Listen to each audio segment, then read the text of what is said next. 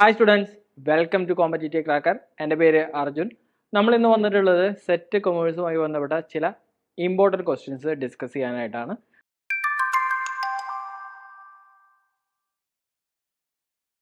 ഒന്നാമത്തെ ചോദ്യം, the investment in equity of India the investment in equity of Indian companies through stock exchange in India is known by the name. അതായത് വിദേശത്തുള്ള ഒരാൾ ഇന്ത്യയുടെ stock എക്സ്ചേഞ്ചിൽ ഇക്വിറ്റിയിൽ invest ചെയ്യുകയാണെങ്കിൽ അതിനെ എന്ത് പേരിലാണ് വിളിക്കുക എന്നാണ് ചോദ്യം. നോക്കാം, എന്തായിരിക്കും ഉത്തരം? GDR ആണോ, ADR ആണോ, FDI ആണോ, FII ആണോ? ഇവിടെ ഇതിൻ്റെ ഉത്തരം എന്ന് പറയുന്നത് എന്താണ്?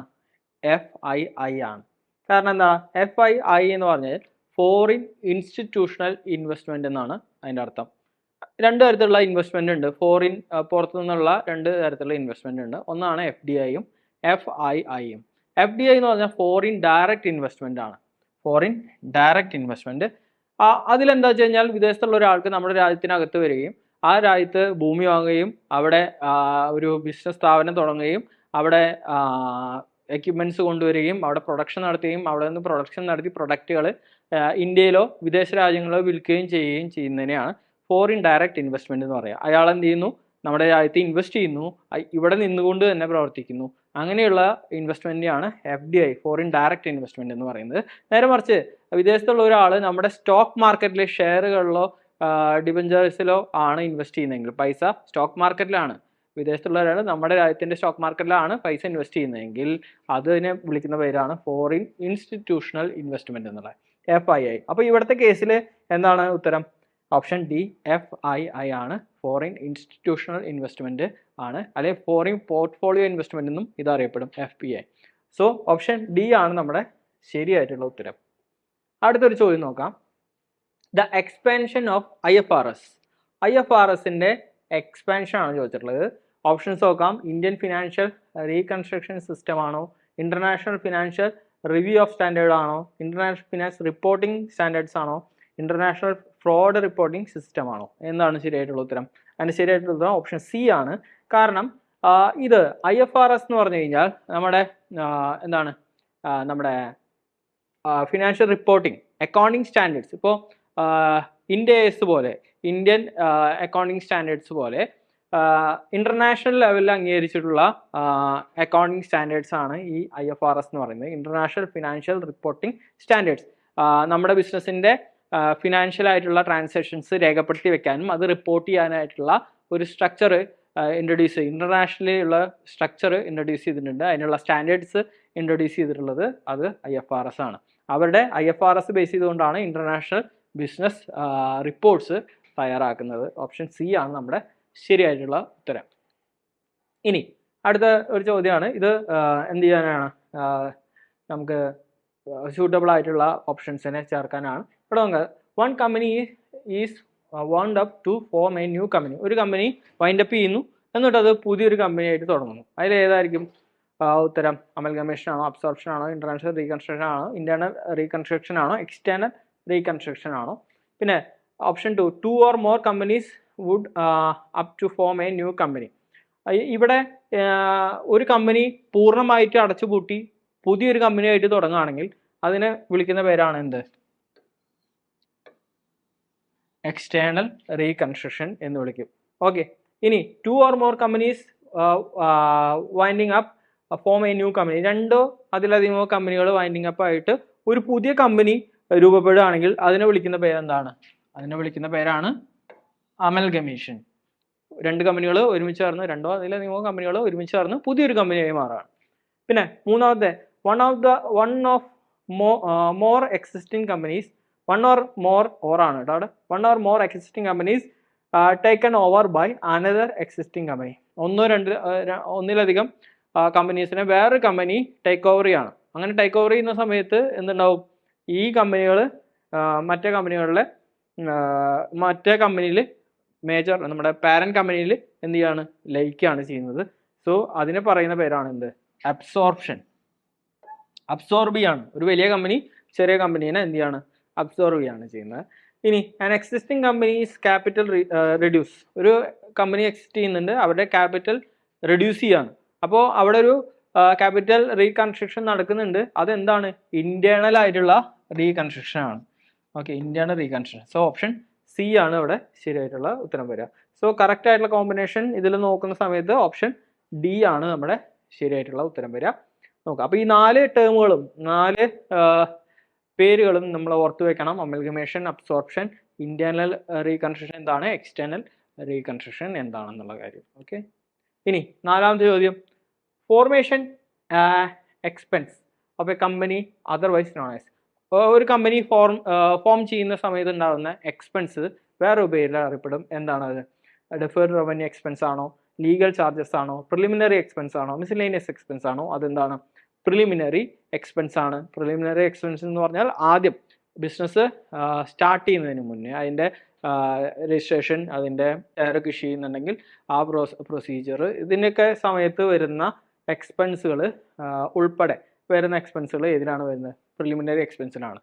രജിസ്ട്രേഷൻ്റെ ഭാഗമായി വരുന്ന എക്സ്പെൻസ് എല്ലാം ഇതിലാണ് വരുന്നത്. സോ ഓപ്ഷൻ സി ആണ് അവിടെ ശരിയായിട്ടുള്ള ഉത്തരം. ഇനി naked debentures R otherwise known as. Naked debenture വേറെ പേരിൽ അറിയപ്പെടും. എന്താണ് അതറിയപ്പെടുന്ന ഡിബഞ്ചർ? അറിയപ്പെടുന്ന പേര് എന്ന് പറഞ്ഞു കഴിഞ്ഞാൽ അത് അൺസെക്യൂർഡ് ഡിബഞ്ചേഴ്സ് ആണ്. അൺസെക്യൂർഡ് ഡിബഞ്ചർ എന്ന് പറഞ്ഞു കഴിഞ്ഞാൽ അതിൻ്റെ മറ്റൊരു പേരാണ് എന്ത്?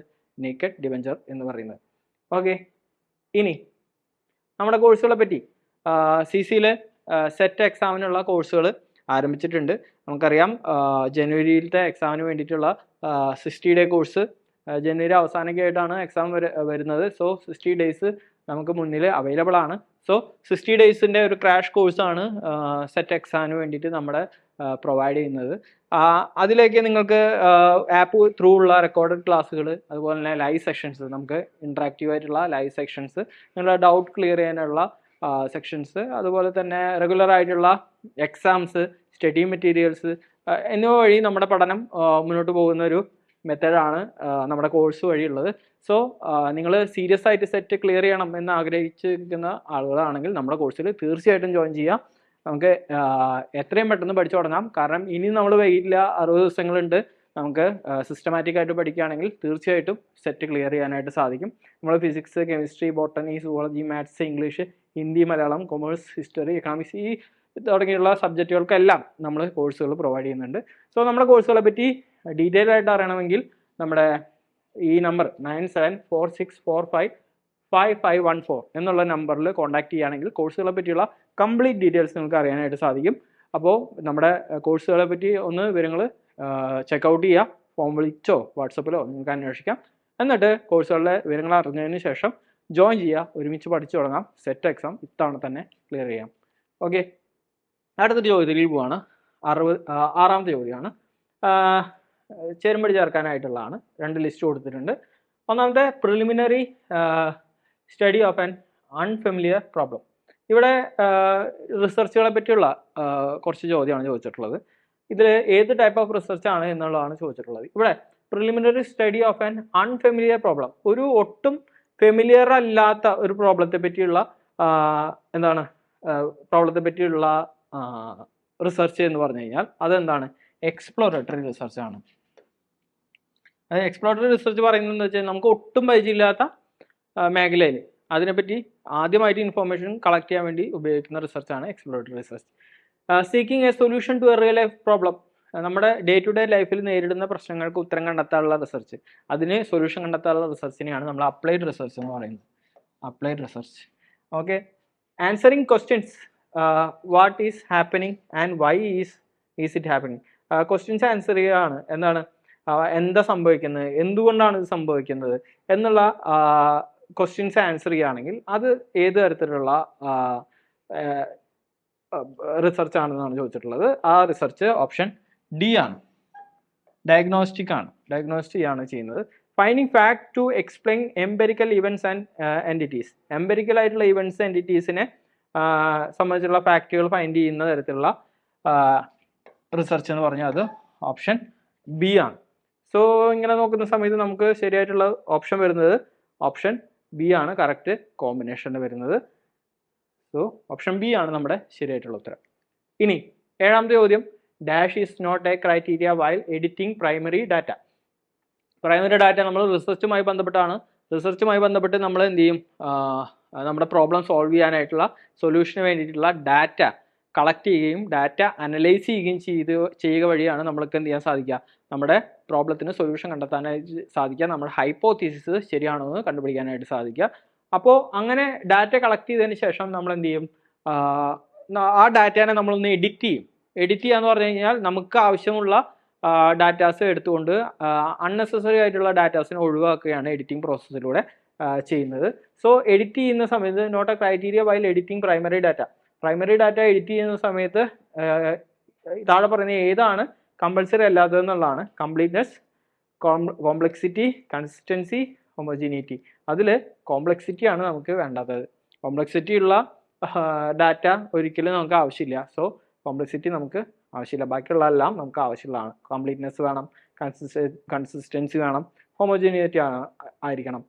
സോ ഓപ്ഷൻ ബി ആണ് നമ്മുടെ ശരിയായിട്ടുള്ള ഉത്തരം. ഇനി എട്ടാമത്തെ ചോദ്യം നോക്കാം. State whether the following statement are true or false. താഴെ പറയുന്ന സ്റ്റേറ്റ്മെന്റ് ശരിയാണോ തെറ്റാണോ എന്നുള്ളതാണ് ചോദിച്ചിട്ടുള്ളത്.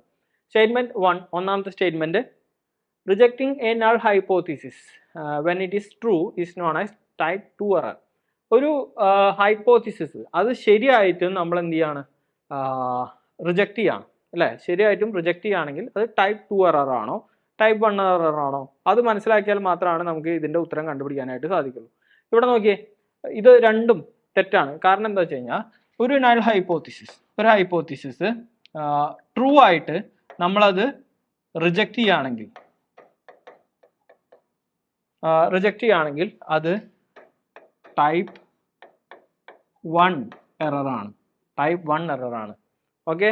ഇനി ഒരു ഹൈപ്പോത്തിസിസ് തെറ്റാണ് എന്നിട്ട് നമ്മളത് ആക്സെപ്റ്റ് ചെയ്യുകയാണെങ്കിൽ അത് ടൈപ്പ് 2 എററാണ്. ടൈപ്പ് 2 എററാണ്. സോ ഇവിടെ സ്റ്റേറ്റ്മെന്റിൽ രണ്ടും അങ്ങോട്ടും ഇങ്ങോട്ടും മാറിയിട്ടാണ് കിടക്കുന്നത്. ഇത് ടൈപ്പ് 1 ആണ്, ഇത് ടൈപ്പ് 2 ആണ്. സോ എന്താണ്, രണ്ട് സ്റ്റേറ്റ്മെന്റ്സും ഫോൾസ് ആണ്. ഓപ്ഷൻ ഡി ആണ് നമ്മുടെ ശരിയായിട്ടുള്ള ഉത്തരം. ഇത് വെരി ഇമ്പോർട്ടൻ്റ് ആട്ടോ. ടൈപ്പ് 1 എറർ, ടൈപ്പ് 2 എറർ നമ്മൾ പഠിക്കാതെ മുന്നോട്ട് പോകരുത്. ഓക്കെ. ഇനി അടുത്ത ചോദ്യം 9. Who among the following is not a part of marketing mix. Marketing മിക്സിന്റെ ഭാഗമല്ലാത്ത ഏതെന്നുള്ളതാണ് ചോദ്യം. Retailers, customer, wholesaler, none of this.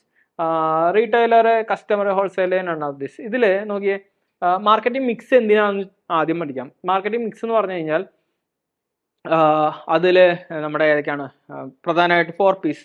ഏതൊക്കെയാണ് 4 Ps? Product, price, place, promotion. ഈ 4 കാര്യങ്ങൾ അടങ്ങിയതാണ് മാർക്കറ്റിംഗ് മിക്സ് എന്ന് പറയുന്നത്. മാർക്കറ്റിംഗ് മിക്സ് എവിടെ? Yes, 4 Ps. Okay. Product, price, place, promotion. Yes.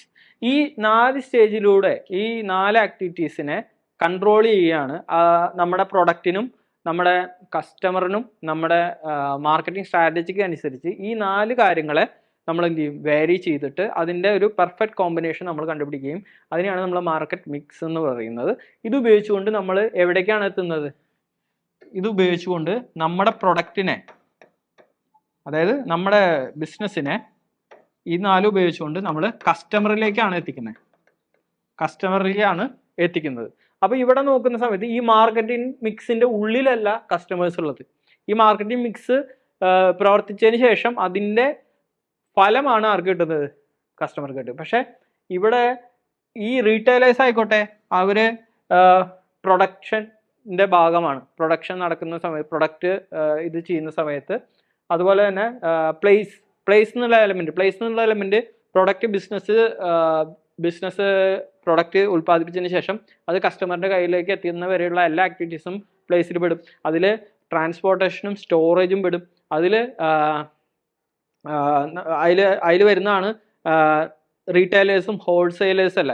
കാരണം ബിസിനസ് നേരെ ഹോൾസെയിലേഴ്സിന്റെ അടുത്തേക്ക് പ്രൊഡക്റ്റ് കൈമാറുന്നു, ഹോൾസെയിലേഴ്സ് നേരെ റീറ്റെയിലേഴ്സിന്റെ അടുത്തേക്ക് പ്രൊഡക്റ്റ് കൈമാറുന്നു, എന്നിട്ടാണ് കസ്റ്റമറിലേക്ക് എത്തുന്നത്. സോ റീറ്റെയിലറും ഹോൾസെയിലറും ഈ മാർക്കറ്റിംഗ് മിക്സിന്റെ ഭാഗമാണ്. അത് പ്ലേസ് എന്നുള്ള എലമെൻറ്റിൽ ഉൾപ്പെട്ടതാണ്. ആര്? റീറ്റെയിലേഴ്സും ഹോൾസെയിലേഴ്സും. നേരെ മറിച്ച് കസ്റ്റമർ എന്താണ്? എൻ്റെ റിസൾട്ട് ഹോൾഡറാണ്. സോ ബിസിനസ് ടു കസ്റ്റമർ ആണ് നമ്മുടെ ബിസിനസ് ആക്ടിവിറ്റി, മാർക്കറ്റിംഗ് ആക്ടിവിറ്റി നടക്കുന്നത്. ആ മാർക്കറ്റിംഗ് ആക്ടിവിറ്റി നടക്കുന്നതിനായിട്ട് നമ്മൾ എഫക്റ്റീവായിട്ട് നടത്താനായിട്ട് നമ്മൾ ഉപയോഗിക്കുന്ന എലമെൻറ്റ്സ് ആണ് മാർക്കറ്റിംഗ് മിക്സിലുള്ളത്. ആ മിക്സിൻ്റെ ഭാഗമാണ് ആര്? റീറ്റെയിലറും ഹോൾസെയിലറും. പക്ഷേ കസ്റ്റമർ അതിൻ്റെ ഭാഗമല്ല. കസ്റ്റമർ അതിൻ്റെ എൻഡ് യൂസറാണ്. സോ ഓപ്ഷൻ ബി ആണ് നമ്മുടെ ശരിയായിട്ടുള്ള ഉത്തരം എന്ന് പറയുന്നത്.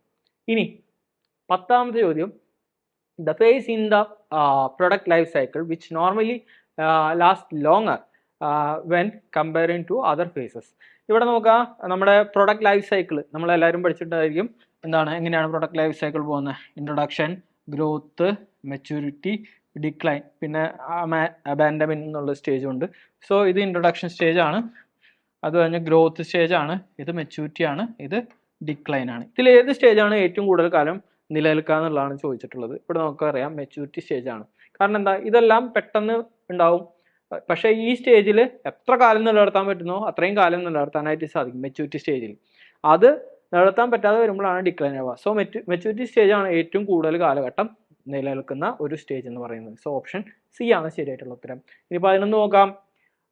Law initial price fixed for making an entry into a market. അപ്പോൾ ഒരു പ്രൈസിങ് സ്ട്രാറ്റജിയെ പറ്റിയാണ് ചോദിച്ചിട്ടുള്ളത്. ഒരു മാർക്കറ്റിൻ്റെ അകത്ത് പെട്ടെന്ന് എൻട്രി ചെയ്യാനായിട്ട് പ്രൈസ് വളരെ കുറച്ചുകൊണ്ട് പെട്ടെന്ന് എൻട്രി ചെയ്യുന്ന മാർക്കറ്റിംഗ് പ്രൈസിങ് മെത്തേഡ് ഏതാണെന്ന് ചോദിച്ചിട്ടുള്ളത്. സ്കിമ്മിങ് പ്രൈസ് ആണോ, കോസ്റ്റ് പ്ലസ് ആണോ, ബ്രേക്ക് ഇവൻ പ്രൈസിംഗ് ആണോ, പെനട്രേഷൻ പ്രൈസിംഗ് ആണോ? പെനട്രേഷൻ പ്രൈസിംഗ് ആണ് ഇവിടെ ശരിയായിട്ടുള്ള ഉത്തരം.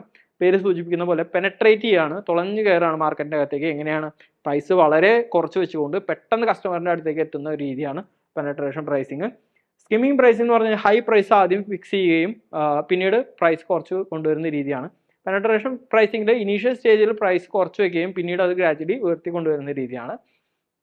കോസ്റ്റ് പ്ലസ് നമുക്ക് ചിലവാകുന്ന കോസ്റ്റ് അത് പ്ലസ് പ്രോഫിറ്റ് ആഡ് ചെയ്തുകൊണ്ടുള്ള പ്രൈസിങ് മെത്തേഡാണ്. ബ്രേക്ക് ഈവൻ പ്രൈസ് എന്ന് പറഞ്ഞാൽ നമ്മുടെ ചെലവിന് ഈക്വൽ ആയിട്ടുള്ള പ്രൈസ് ഫിക്സ് ചെയ്യുന്ന രീതിയാണ് ബ്രേക്ക് ഈവൻ പ്രൈസ് എന്ന് പറയുന്നത്.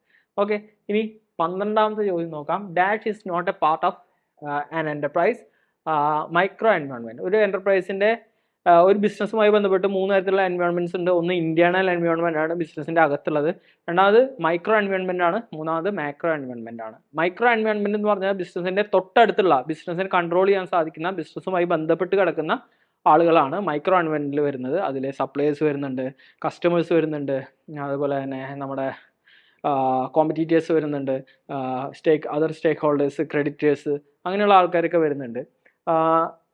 മാക്രോ എൻവയോൺമെൻറ്റ് വരുന്നതാണ് എന്താ, ബിസിനസ്സിനെ കൺട്രോൾ ചെയ്യാൻ സാധിക്കാത്ത, എന്നാൽ അത് ബിസിനസ്സിനെ സ്വാധീനിക്കുന്ന എൻവയോൺമെൻ്റ് ആണ്.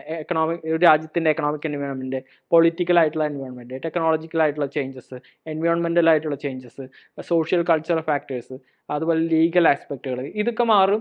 അത് ബിസിനസ്സിന് കൺട്രോൾ ചെയ്യാൻ പറ്റില്ല, പക്ഷേ അതെല്ലാം ബിസിനസ്സിനെ എഫക്റ്റ് ചെയ്യും. അതെല്ലാം മാക്രോ എൻവയോൺമെൻറ്റിൽ വരുന്നതാണ്. അപ്പോൾ സപ്ലയേഴ്സ് നോക്കുകയാണെങ്കിൽ അത് മൈക്രോ എൻവയോൺമെൻ്റ് ആണ്, നമുക്കറിയാം മൈക്രോ എൻവയോൺമെൻ്റ് ആണ്. കോമ്പറ്റീറ്റേഴ്സ് നോക്കുകയാണെങ്കിൽ അതും മൈക്രോ എൻവയോൺമെൻ്റ് ആണ്. നേരെ മറിച്ച് ഗവൺമെൻറ് റെഗുലേഷൻസ് നോക്കുകയാണെങ്കിൽ അത് മാക്രോ എൻവയോൺമെൻറ്റിൽ പറ്റാതാണ്. മാക്രോ അല്ലേ, ബിസിനസ്സിന് കൺട്രോൾ ചെയ്യാൻ പറ്റില്ല ഗവൺമെൻറ് നിയമങ്ങൾ, പക്ഷേ അത് ബിസിനസ്സിനെ ബാധിക്കുകയും ചെയ്യും. കസ്റ്റമേഴ്സ് അത് മൈക്രോ എൻവയോൺമെൻ്റ് ആണ്. സോ ഇവിടുത്തെ ശരിയായിട്ടുള്ള ഉത്തരം എന്ന് പറയുന്നത് ഓപ്ഷൻ സി ആണ്. ഓപ്ഷൻ സി ആണ് മൈക്രോ എൻവയോൺമെൻറ്റിൽ പെടാത്തതായിട്ടുള്ളത്. ഓക്കെ, അപ്പോൾ ഇത്രയും ക്വസ്റ്റ്യൻസ് ആണ് നമ്മൾ ഇന്ന് ഡിസ്കസ് ചെയ്തിട്ടുള്ളത്. അതിൻ്റെ ബേസിക് കൺസെപ്റ്റുകൾ നമ്മൾ ഡിസ്കസ് ചെയ്തു. അപ്പോൾ സെറ്റ് എക്സാമിന് വേണ്ടി ഉടനെ തന്നെ പഠിച്ചു തുടങ്ങാം. നമുക്ക് ഒട്ടും സമയമില്ല. അപ്പോൾ എല്ലാവർക്കും നല്ലൊരു പഠനം ആശംസിക്കുന്നു. നമ്മുടെ ഇത്തരത്തിലുള്ള വീഡിയോസ് ഇഷ്ടപ്പെടുകയാണെങ്കിൽ വീഡിയോസ് ലൈക്ക് ചെയ്യണം, നമ്മുടെ ചാനൽ ഒന്ന് സബ്സ്ക്രൈബ് ചെയ്യണം, നിങ്ങളുടെ കൂട്ടുകാർക്ക് ഷെയർ ചെയ്യണം. അപ്പോൾ ഇത്തരത്തിലുള്ള ഇൻഫോർമേറ്റീവ് വീഡിയോസ് ആയിട്ട് നമുക്ക് ഇനിയും കാണാം. അടുത്തൊരു വീഡിയോയിൽ കാണുന്നവരെ എല്ലാവർക്കും താങ്ക് യു.